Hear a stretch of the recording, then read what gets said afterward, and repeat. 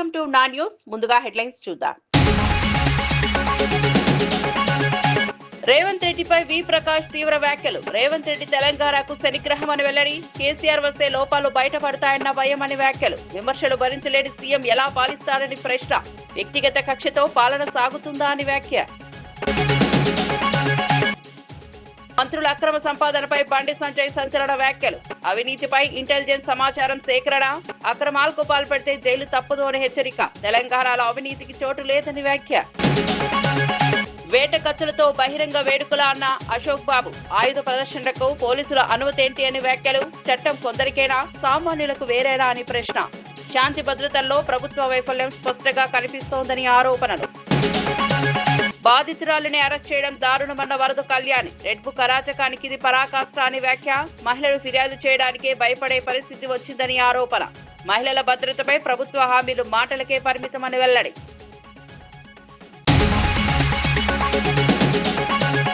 తెలంగాణ తీసుకొచ్చిన నాయకుడిని మర్చిపోతారా అన్న శ్రీనివాస్ గౌడ్. కేసీఆర్ లేకపోతే రేవంత్ సీఎం అయ్యేవారా అని ప్రశ్న. తెలంగాణ ఆత్మగౌరవంపై దాడితో బీఆర్ఎస్ ఆగ్రహం. గతాన్ని తిట్టడమే తప్ప వర్తమానానికి జవాబు లేదని వ్యాఖ్య.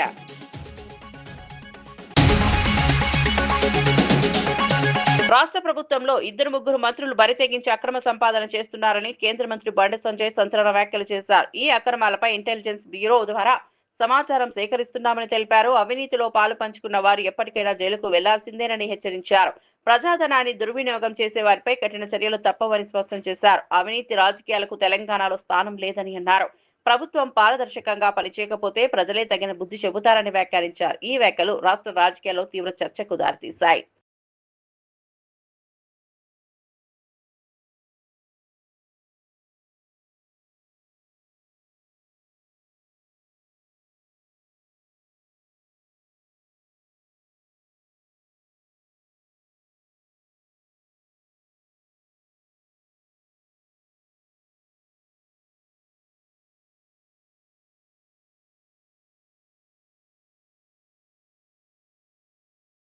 సుపరిపాలనా సభలో మాజీ ప్రధాని అటల్ బిహారీ వాజ్పేయి పాలనా దక్షతను కూటమి ప్రజాప్రతినిధులు ఘనంగా కొనియాడారు. కేంద్ర మంత్రులు, రాష్ట్ర మంత్రులు, బీజేపీ నాయకత్వం వాజ్పేయి సేవలను స్మరించుకున్నారు. ఆయన రాజకీయాల్లో విలువలు, సంస్కారం, సమన్వయానికి ప్రత్యేకంగా నిలిచారని పేర్కొన్నారు. విభిన్న అభిప్రాయాల మధ్య కూడా దేశ హితాన్ని ముందుంచిన నేతగా ఆయనను అభివర్ణించారు. నేటి పాలకులు వాజ్పేయి పాలన నుంచి స్ఫూర్తి పొందాలని అన్నారు. సుపరిపాలన భావనను ప్రజల్లోకి తీసుకెళ్లడమే ఈ సభ లక్ష్యమని నేతలు తెలిపారు. అయినటువంటి కేంద్ర మంత్రి శ్రీ శివరాజ్ సింగ్ చౌహాన్ గారికి, వేదికను అలంకరించినటువంటి కూటమి నాయకులకు, వేదిక ముందున్నటువంటి కూటమి కార్యకర్తలకు, గుంటూరు ప్రాంత ప్రజలకు, పాత్రికేయులకు అందరికీ హృదయపూర్వక నమస్కారాలు.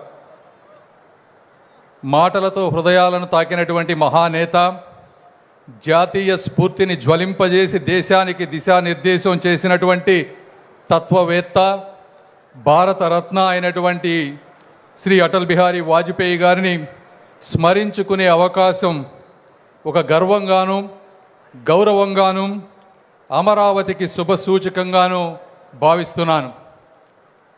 అటల్ బిహారీ వాజ్పేయి గారిలో ఎన్నో గొప్ప లక్షణాలు ఉన్నాయి. ఇప్పటివరకు చాలామంది మాట్లాడారు.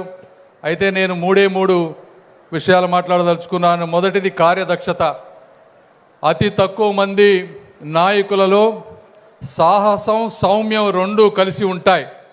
అంటే సాహసం చేయాల్సిన వచ్చినప్పుడు ఎమర్జెన్సీ సమయంలో 19 నెలలు జైల్లో గడపటం కానీ, పోఖ్రాన్ ద్వారా ప్రపంచ దేశాలు ఒత్తిడి తీసుకువచ్చినా కూడా మన సామర్థ్యాన్ని ప్రపంచానికి తెలియజేయటంలో కానీ, కార్గిల్ యుద్ధ సమయంలో సైనికులతోటి అండగా ఉండి, అదేవిధంగా లైన్ ఆఫ్ కంట్రోల్ని దాటకుండా ప్రపంచ దేశాలను మెప్పించి యుద్ధం చేసిన విధానం కానీ, అంతర్జాతీయ దౌత్యంలో వాస్తవికతను, శాంతిని కలిపి భారత్ పాకిస్తాన్ సంబంధాలపై ఆయన చూపించినటువంటి దౌత్య దృక్పథం కానీ, అంటే వారు చెప్పినటువంటి విధానాలు, కొన్ని మాటలు స్నేహితులను మార్చుకోగలం కానీ పొరుగు దేశాలను మార్చుకోలేనని చెప్పిన విధానం కానీ, క్రికెటర్సు ఆ ప్రాంతానికి వెళ్ళి ఆడినప్పుడు కేవలం ఆటనే కాదు, వారి మనసులను కూడా గెలుచుకు రండి అని చెప్పినటువంటి విధానం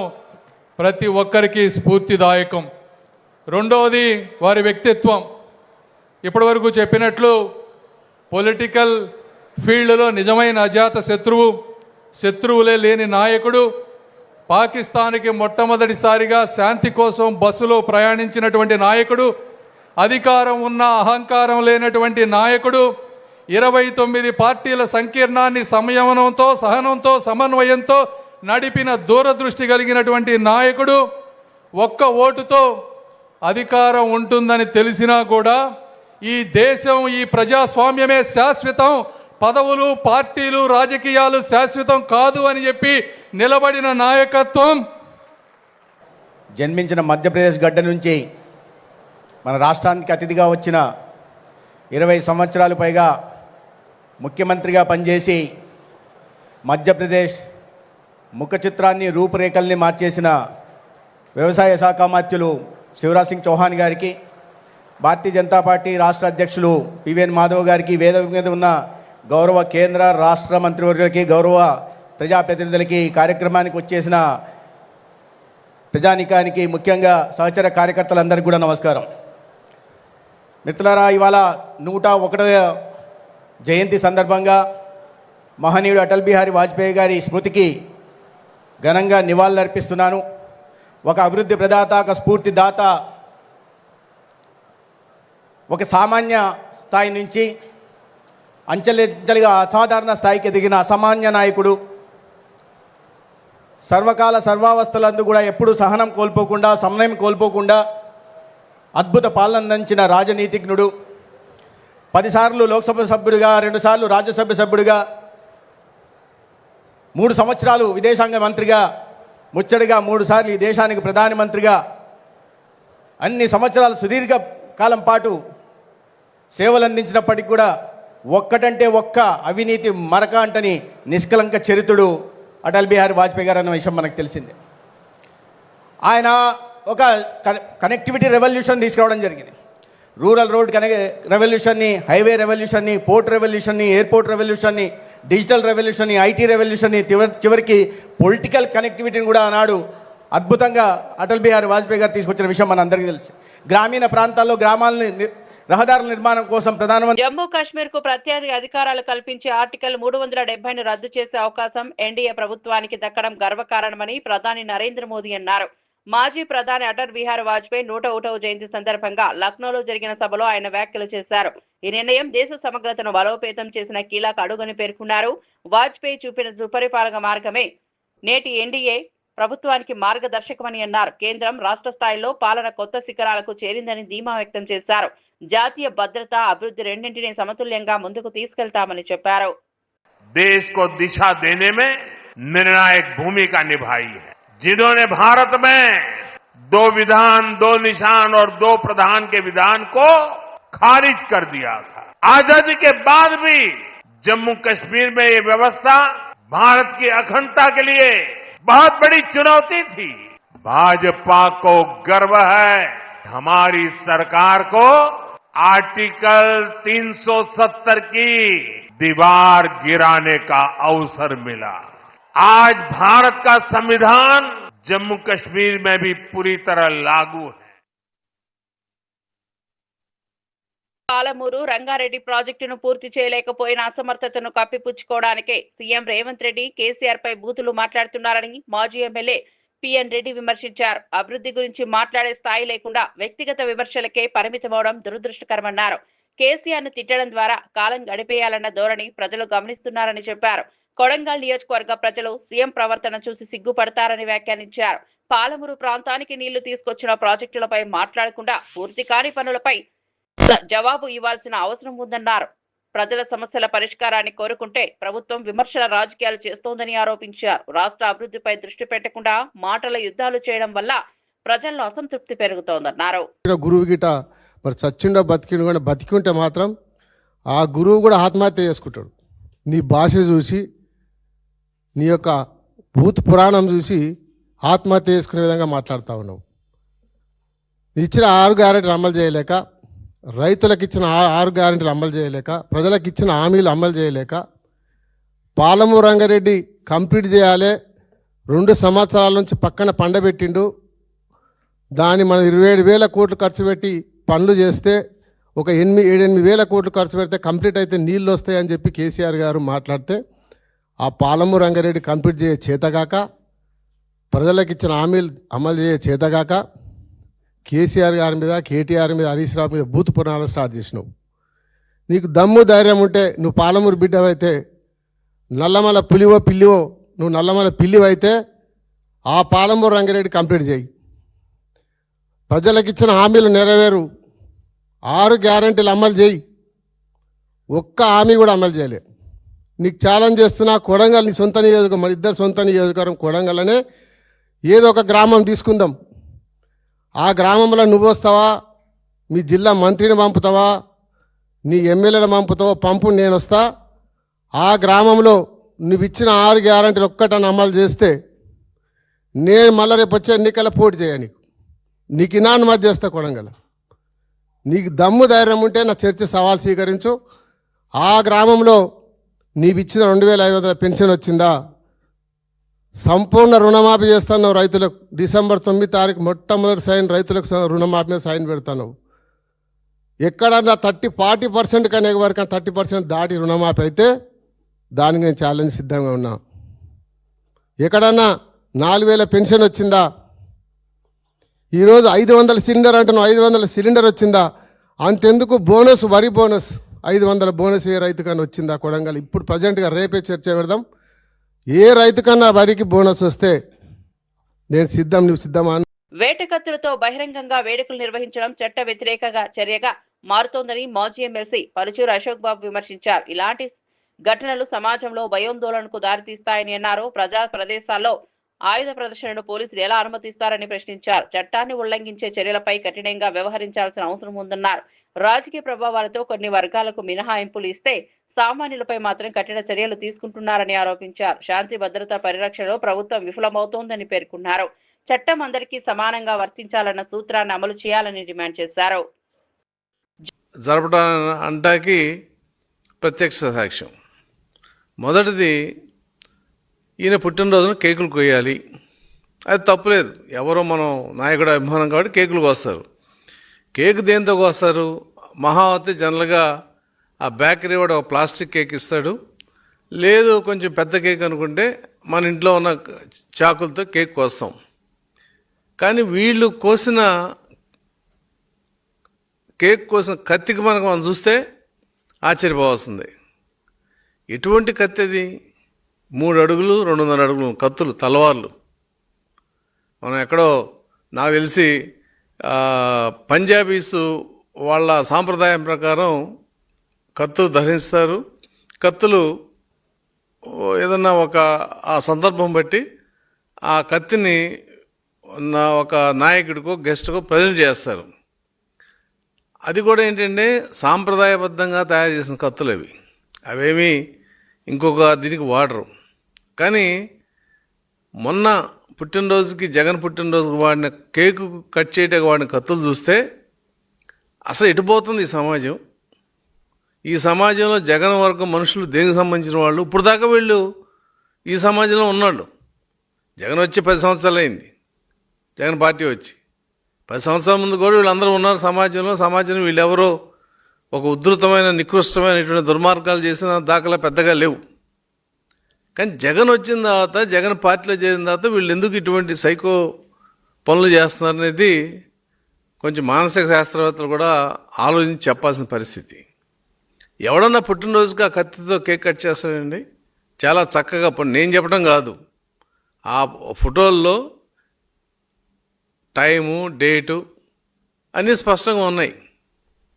అసలు ఇవాళ వాళ్ళ మాజీ ఏఏజీ పోనవాల్ గారు మాట్లాడుతూ ఏదో బాబు గారి కేసు మీద విత్డ్రా చేసుకుంటున్నారు, చట్టం అంత అన్యాయం జరిగిపోయింది, ఆయన ఏదో గావు కాకలు పెట్టి వెళ్ళాడు మీడియాలో.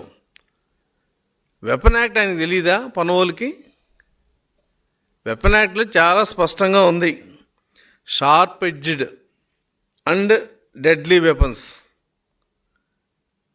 Does not include articles designed for domestic or agriculture purpose. KCR Telangana తీసుకురాకపోతే రేవంత్ రెడ్డి సీఎం అయ్యేవారా అని మాజీ మంత్రి శ్రీనివాస్ గౌడ్ ప్రశ్నించారు. తెలంగాణ రాష్ట్ర ఆవిర్భావానికి నాయకత్వం వహించిన వ్యక్తిపై విమర్శలు చేయడం రాజకీయ నైతికతకు విరుద్ధమన్నారు. కేవలం 2 ఏళ్ల పాలనలోనే రాష్ట్రాన్ని నాశనం చేసే విధంగా నిర్ణయాలు తీసుకుంటుంటే చూస్తూ ఊరుకోవాలా అని నిలదీశారు. ప్రజలు ఎన్నో ఆశలతో ఓటు వేస్తే ఆ ఆశలను నీరుగార్చేలా పాలన సాగుతోందని విమర్శించారు. తెలంగాణ ఆత్మగౌరవం, రాష్ట్ర ప్రయోజనాలపై మాట్లాడినప్పుడు అసహనం ఎందుకని ప్రశ్నించారు. గత పాలనను విమర్శించడమే పనిగా పెట్టుకుని ప్రస్తుత సమస్యలపై ప్రభుత్వం మౌనం పాటిస్తోందన్నారు. ప్రజల పక్షాన నిలబడేందుకే తాము ప్రశ్నిస్తున్నామని స్పష్టం చేశారు. ముఖ్యమంత్రి అయింది అంటే తెలంగాణ తెచ్చిన నాయకుడిని, తెలంగాణ 10 సంవత్సరాలు ముఖ్యమంత్రిగా ఉన్న నాయకుడిని ఈ రకంగా మాట్లాడడం సభ్యత సంస్కారమా? మీ ఇంట్లో చర్చించండి, ఒక్కరన్నా దీన్ని సమర్థిస్తారా? రేపు చిన్న చిన్న పిల్లలు కూడా మేమడి తిరుగుతూ ఉన్నారు. ఈ మాటలు విని వాళ్ళు కూడా నేర్చుకుంటారు కదా. సమాజంలో గౌరవించేటట్లు ఉండాలి కానీ ఈ రకంగా ఏంటండి ఇప్పుడు రోజు ఇదేనా? ప్రతి మీటింగ్కి ఇదేనా? కేసీఆర్ గారు మీకు 2 నెలలు 2 సంవత్సరాలు మీకు ఎక్కడటం వచ్చింది చెప్పండి? 2 సంవత్సరాలు 2 సంవత్సరాలు క్లియర్గా అసెంబ్లీలో చెప్పిండు, పార్టీ మీటింగ్లో చెప్పిండు. కొత్తగా ఏర్పడిన ప్రభుత్వానికి కొంత సమయం ఇద్దాం, వాళ్ళకు కూడా చేయని, ఎంతవరకు చేస్తారు చేయని, ఎన్ని హామీలు నెరవేరుస్తారు చేయని అని చెప్పి మాకు చెప్పిండు, అసెంబ్లీలో చెప్పిండు. 2 సంవత్సరాలకు మీకు అడ్డుపడ్డది ఎక్కడ? మీ కాళ్ళలో కట్టేసింది ఎక్కడ? మిమ్మల్ని లాగింది ఎక్కడ? ఫ్రీగా మీకే కదా వదిలిపెట్టింది. 2 సంవత్సరాలు వదిలిపెట్టిన తర్వాత ఒక ప్రతిపక్ష నాయకుడిగా తెలంగాణ ఆగమైపోతుంటే బయటకు వచ్చి ఒక మాట మాట్లాడొద్దా? పాలమూరు ఆగమవుతుంటే పాలమూరు గురించి మాట్లాడొద్దా? పాలమూరు ప్రాజెక్టు గురించి అడగొద్దా? చెప్పొద్దా? చిన్న మాటకే మీరు ఈ రకంగా ఆ స్థాయిలో ఉండి మీరు మాట్లాడితే తెలంగాణకు అన్యాయం జరుగుతున్నప్పుడు తెలంగాణ తెచ్చిన నాయకుని బాధగలరు కదా. 10 సంవత్సరాలు ఏ స్థాయిలో ఉండి ఏ స్థాయికి పోయింది తెలంగాణ? మీ దగ్గర లెక్కలు లేవా? మీ ఆత్మసాక్షికి తెలియదా చెప్పండి? మంత్రి సంధ్యారాణి పిఏ వ్యవహారంలో బాధిత మహిళను అరెస్ట్ చేసి రిమాండ్కు పంపడం తీవ్ర ఆందోళన కలిగిస్తోందని వైఎస్ఆర్సీపీ మహిళా విభాగం అధ్యక్షురాలు వరద కళ్యాణ్ వ్యాఖ్యానించారు. ఈ ఘటనను రెడ్ బుక్ అరాచకానికి పరాకాష్ఠగా అభివర్ణించారు. ఈ తరహా చర్యల వల్ల రేపటి రోజుల్లో బాధిత మహిళలు మీడియా ముందుకు రావడానికి, పోలీసులను ఆశ్రయించడానికి భయపడే పరిస్థితి ఏర్పడుతుందని ఆవేదన వ్యక్తం చేశారు. అధికార వ్యవస్థ బాధితుల పక్షాన్ని నిలవాల్సిన సమయంలో వారిని నిందితులుగా మారుస్తోందని విమర్శించారు. మహిళల భద్రతపై ప్రభుత్వం ఇచ్చే హామీలు కేవలం మాటలకే పరిమితమవుతున్నాయని అన్నారు. ఈ కేసు ప్రజల్లో న్యాయ వ్యవస్థపై నమ్మకాన్ని దెబ్బతీస్తోందని పేర్కొన్నారు. వ్యతిరేక ప్రభుత్వం ఈ రోజు ఈ రాష్ట్రంలో నడుస్తూ ఉంది. అధికార దుర్వినియోగానికి పరాకాష్ట ఈ కేసు. ఎక్కడైనా ఏ రాష్ట్రంలో అయినా అధికార పార్టీలో ఉండే వాళ్ళు బాధితులకు అండగా నిలబడతారు, నిందితుల్ని శిక్షిస్తారు. ఈ రాష్ట్రంలో ఈ కూటమి ప్రభుత్వం అధికారంలోకి వచ్చాక అంతా రివర్స్. బాధితురాలిని అరెస్ట్ చేయడం అంట, దారుణంగా ఆమెకి రకరకాలుగా ఇబ్బంది పెట్టి ఇప్పుడు ఏకంగా ఆమె మీద కేసులు బనాయించి రిమాండ్ ఖైదీగా జైల్లో పెట్టేశారు. నిందితుడు మాత్రం దర్జాగా నెల రోజులుగా తిరుగుతూ ఉన్నాడు బయట సభ్య సమాజంలో. చూస్తే అతను సాక్షాత్తు శ్రీ శిశు సంక్షేమ శాఖ మంత్రి అయిన సంధ్యారాణి గారి పిఏ. ఆవిడ ఒక మహిళ, అలాగే శ్రీ శిశు సంక్షేమ శాఖకు మంత్రి. అలాంటి ఆవిడ బాధితురాలకు అండగా నిలబడాల్సింది పోయి పిఏని వెనకోసుకొస్తూ ఈ విధంగా వ్యవహరించడం ఎంతవరకు సమంజసం? ఈ కేసులో ప్రతి సందర్భంలో కూడా మనం చూస్తూ ఉన్నాము, పూర్తిగా మంత్రి గారి డైరెక్షన్ లో, ఆవిడ స్క్రీన్ ప్లే డైరెక్షన్ లో నడుస్తూ ఉండే పరిస్థితి పోలీసులు మనకు కనిపిస్తూ ఉంది. ఎందుకంటే ఈ బాధిత మహిళ 27వ తేదీన కంప్లైంట్ ఇచ్చాక మంత్రి గారు ఏమి చెప్పారో అదే మాటల్ని పోలీసులు చెప్పి ఈ మహిళను, బాధితురాలైన మహిళను అరెస్ట్ చేయడం జరిగింది. అంటే ఆవిడ చెప్పిందే పోలీసులు చేశారు తప్ప వాళ్ళు కొత్తగా విచారణ చేసింది ఎక్కడా కూడా ఏమీ మనకు కనిపించిన పరిస్థితి. అంటే మాకు అధికారం ఉంది, మేము ఏం చేసినా చెల్లుబాటు అవుతుంది అన్న టైప్ గా మంత్రి అలాగే మంత్రి పిఏ ఈ రోజు వ్యవహరిస్తూ ఉండే పరిస్థితి.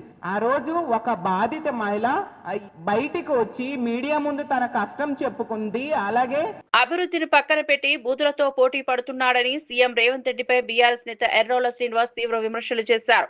ముఖ్యమంత్రి మాటల వల్ల ఆ పదవికున్న గౌరవమే తగ్గిపోతోందన్నారు. కృష్ణా, గోదావరి జలాలను ఇతర ప్రాంతాలకు తరలించుకుంటుంటే జరుగుతున్న అన్యాయంపై కేసీఆర్ మాట్లాడితే ఇంత అసహనం ఎందుకని ప్రశ్నించారు. వాస్తవాలు బయటపడితే కాంగ్రెస్ మంత్రులకు భయం పట్టుకుంటోందని వ్యాఖ్యానించారు. కేసీఆర్ ఒక్కరోజు ప్రెస్ మీట్ పెడితేనే ప్రభుత్వంలో గందరగోళం ఏర్పడుతోందని ఎద్దేవా చేశారు. ప్రజా సమస్యలపై చర్చకు సిద్ధం లేకుండా మాటలతో తప్పించుకోవడం సరికాదన్నారు. రాష్ట్ర ప్రయోజనాల కోసం ప్రశ్నించడం తప్పు కాదని స్పష్టం చేశారు.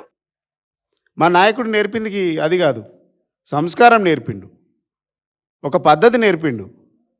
అసలు ఎక్కడికి వెళ్ళి వచ్చిందో ఒక ముఖ్యమంత్రి అంటే, సీఎం అంటే చిల్లర మాటలు మాట్లాడు కాదు కదా, సీఎం అంటే కామన్ సెన్స్ లేకుండా మాట్లాడడం కాదు కదా. ముఖ్యమంత్రి అంటే ఈ రాష్ట్రానికి అందరి మంత్రుల కంటే ఒక ముఖ్యమైనటువంటి మంత్రివి ముఖ్యమంత్రి, చీఫ్ మినిస్టర్ అంటారు. చిల్లరగా మాట్లాడము, కామన్ సెన్స్ లేకుండా మాట్లాడడం, ఇవి ముఖ్యమంత్రి పదవికి, ముఖ్యమంత్రి కుర్చీ హోదాకు తగినట్టు లేవు కదా.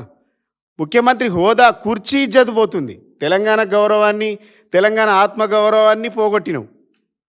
ఢిల్లీ స్థాయిలో, జాతీయ స్థాయిలో, అంతర్జాతీయ స్థాయిలో విదేశాలు తిరిగి ఈ కుర్చీ గౌరవాన్ని కూడా ముఖ్యమంత్రి పోగొడతా ఉన్నాడు.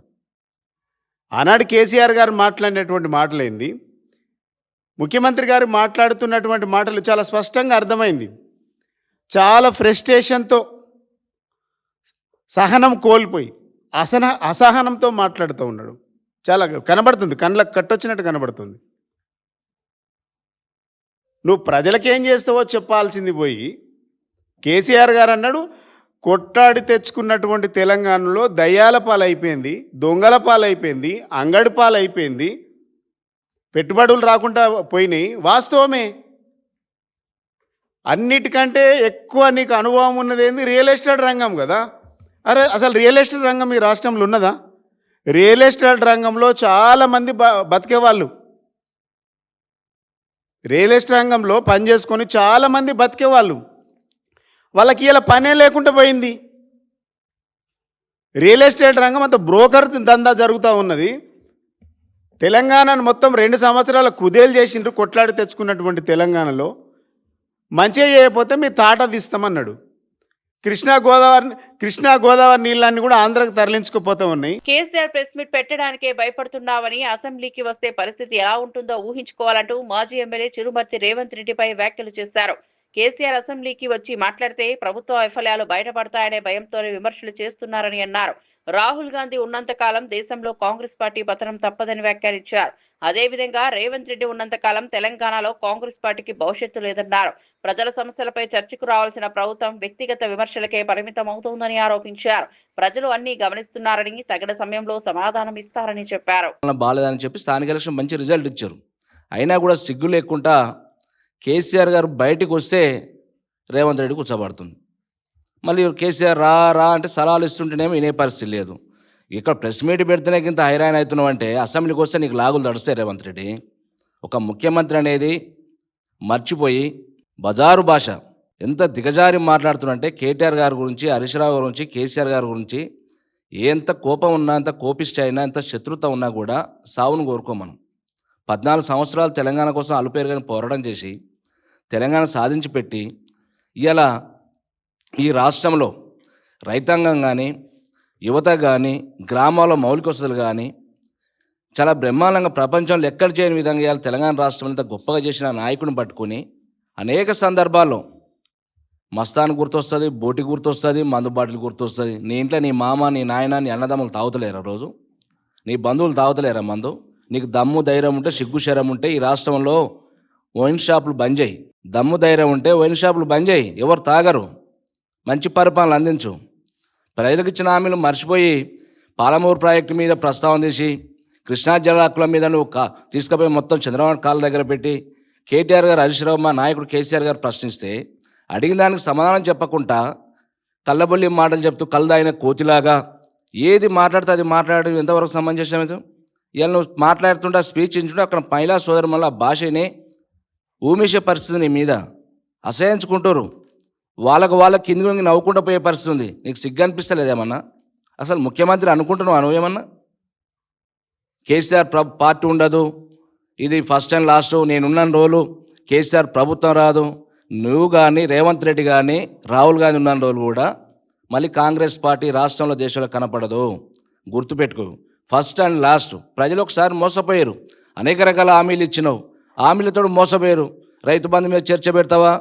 కళ్యాణ లక్ష్మి మీద చర్చ సిగ్గుందా నీకు? తులం బంగారు ఇచ్చినావా? ఏమన్నా రైతులకు ఇస్తాను 15,000 ఇచ్చినావా? ఇలా ఆకారాల చంద్రబాబుపై ఉన్న స్కిల్ స్కామ్ కేసును ఎత్తేయడం దుర్మార్గమని వైఎస్ఆర్సీపీ ప్రధాన కార్యదర్శి పొన్నవోలు సుధాకర్ రెడ్డి తీవ్రంగా విమర్శించారు. ఈడీ విచారించిన కేసులో కూడా సాక్ష్యాలు లేవని చెప్పడం ఆశ్చర్యకరమన్నారు. ప్రజాధనానికి సంబంధించిన అంశాల్లో పారదర్శకత ఉండాల్సిందేనని పేర్కొన్నారు.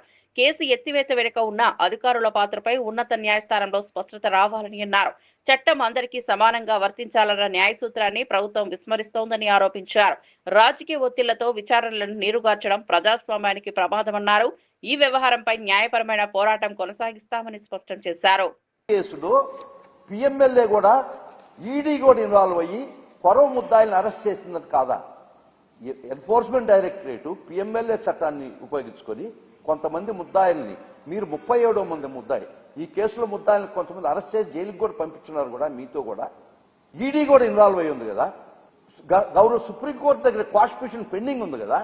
ఈ పరిస్థితుల్లో మీరు వేసిన పిటిషన్ దానికి అదే ప్రభుత్వం తరఫున సిఐడి సిట్ వేసినటువంటి కౌంటర్లు ఉంటాయి కదా, దానిలో ఏం చెప్పబడినుంది? మొత్తం సాక్ష్యాలు మీరు దానిలో పొందుపరుచున్నారా లేదా? ఈ రోజు ఇక్కడికొచ్చి మీరు సాక్ష్యాలు లేవని చెప్పి మిస్టేక్ ఆఫ్ ఫ్యాక్ట్ కింద కొట్టేయడం అనేది పరమ దుర్మార్గమైన చర్య. ఖచ్చితంగా ఇవి ఈరోజు కేసు కొట్టించుకున్నామని మీరు సంతోషపడవచ్చు. దేశంలో అత్యున్నతమైన న్యాయస్థానం ముందుకు తీసుకుపోతాం. దీనికి కారకులైన మీరు, మీకు సహకరించినటువంటి ఉద్యోగులు ఎవరైనా సరే వారిని కూడా దోషులుగా కోర్టు ముందు నిలబెడతాం. Because dereliction of duty. ఒక్క స్కామ్ ఏందని ప్రతి కేసు 5-6 కేసెస్ ఈ ఒక్క నెలలో మీరు కొట్టించుకున్నారా లేదా? న్యాయస్థానంలో కేసు విచారింపబడిన తర్వాత నిర్దోషి అయినారా? విచారణకు ముందే మీ అధికార బలాన్ని వాడుకొని అదే సిఐడి చేత రెఫర్ ఛార్జ్ షీట్లు ఇచ్చుకొని ఏ సిఐడి అయితే సాక్ష్యాలు మీ మీద సేకరించిందో, భద్రపరిచిందో, అదే సిఐడి చేత కళ్ళు మూసి వారి చేత కోర్టులో రెఫర్ ఛార్జ్ షీట్లు ఇచ్చేసి మీరు పవిత్రులు అయిపోయినారు. మరీ స్కిల్ క్యామ్ కేసులో ఈడీగా. వార్తలు ముగించే ముందు ముఖ్యాంశాలు మరోసారి. రేవంత్ రెడ్డిపై వి ప్రకాష్ తీవ్ర వ్యాఖ్యలు. రేవంత్ రెడ్డి తెలంగాణకు శనిగ్రహం అని వెల్లడి. కేసీఆర్ వస్తే లోపాలు బయటపడతాయన్న భయం అని వ్యాఖ్యలు. విమర్శలు భరించలేని సీఎం ఎలా పాలిస్తారని ప్రశ్న. వ్యక్తిగత కక్షతో పాలన సాగుతుందా అని వ్యాఖ్య. మంత్రుల అక్రమ సంపాదనపై బండి సంజయ్ సంచలన వ్యాఖ్యలు. అవినీతిపై ఇంటెలిజెన్స్ సమాచారం సేకరణ. అక్రమాలకు పాల్పడితే జైలు తప్పదు అని హెచ్చరిక. తెలంగాణలో అవినీతికి చోటు లేదని వ్యాఖ్య. వేట కత్తులతో బహిరంగ వేడుకల అన్న అశోక్ బాబు. ఆయుధ ప్రదర్శనకు పోలీసుల అనుమతి ఏంటి అని వ్యాఖ్యలు. చట్టం కొందరికేనా, సామాన్యులకు వేరేనా అని ప్రశ్న. శాంతి భద్రతల్లో ప్రభుత్వ వైఫల్యం స్పష్టంగా కనిపిస్తోందని ఆరోపణలు. బాధితురాలిని అరెస్ట్ చేయడం దారుణమన్న వరద కళ్యాణి. రెడ్ బుక్ అరాచకానికి ఇది పరాకాష్ట అని వ్యాఖ్య. మహిళలు ఫిర్యాదు చేయడానికే భయపడే పరిస్థితి వచ్చిందని ఆరోపణ. మహిళల భద్రతపై ప్రభుత్వ హామీలు మాటలకే పరిమితమని వెల్లడి.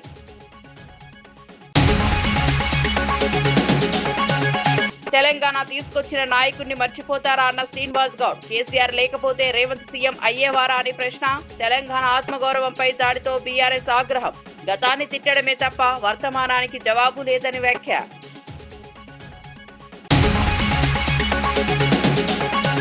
ఇవి నాటి వార్తా విశేషాలు. మరో బులెటిన్లో మళ్ళీ కలుద్దాం. నమస్కారం.